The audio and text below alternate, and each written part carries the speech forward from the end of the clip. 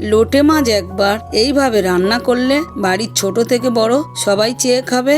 এই রেসিপিটা বানানো খুবই সহজ। মিনু কিচেনে সবাইকে স্বাগতম। আশা করছি তোমরা সবাই খুব ভালো আছো। লোটে মাছটাকে কেটে ধুয়ে নিলাম, পরিমাণ মতো একটু নুন দিয়ে দিলাম, পরিমাণ মতো একটু হলুদ গুঁড়ো দিয়ে ভালো করে মাখিয়ে নিচ্ছি। এই মাছটা তোমাদের ওখানে কি নামে চেনো অবশ্যই কমেন্টে জানাবে।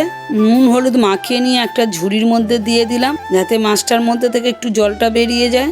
একটা মাঝারি সাইজের টমেটো পেস্ট বানিয়ে নিলাম, দুটো ছোট সাইজের পেঁয়াজ বেটে নিলাম, পরিমাণ মতো একটু কাঁচা লঙ্কা নিয়ে নিলাম, একটা মাঝারি সাইজের পেঁয়াজ কুচিয়ে নিলাম।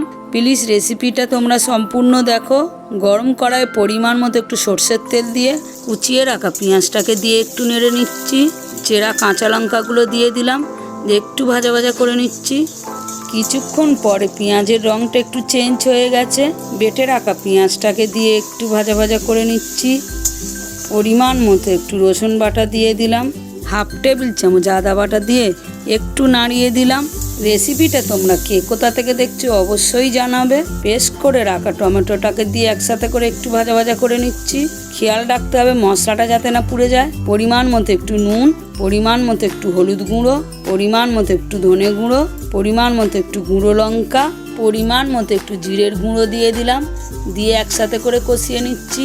সত্যি বলতে আমাদের বাড়িতে যখনই লোটে মাছটা এইভাবে বানানো হয় আমাদের বাড়িতে সবাই খুবই পছন্দ করে। লোটে মাছটাকে দিয়ে একসাথে করে একটু ভালো করে কষিয়ে নিচ্ছি, যাতে সমস্ত মশলাটা মাছের মধ্যে ভালো মতো মিশে যায়।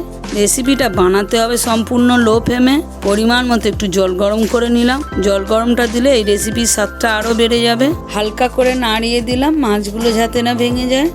পরিমাণ মতো একটু ধনেপাতা কুচিয়ে নিচ্ছি, পরিমাণ মতো একটু গুঁড়ো গরম মশলা ছড়িয়ে দিলাম, আরও এই রেসিপির টেস্টটা বাড়ে। কোচানো ধনেপাতাটা দিয়ে দিলাম। কিছুক্ষণ পরেই একটু ফুটতে শুরু করেছে, ঢাকনা দিয়েই গ্যাসটা বন্ধ করে দিলেই গোটা লোটের ঝাল রেসিপি তৈরি হয়ে গেছে। আজকের এই লোটে মাছের রেসিপিটা তোমাদের কেমন লাগলো অবশ্যই লাইক কমেন্টের মাধ্যমে জানাবে। এরকম প্রতিদিন নতুন নতুন রেসিপি পাওয়ার জন্য মিনু কিচেন চ্যানেলটাকে অবশ্যই সাবস্ক্রাইব করে রাখবে।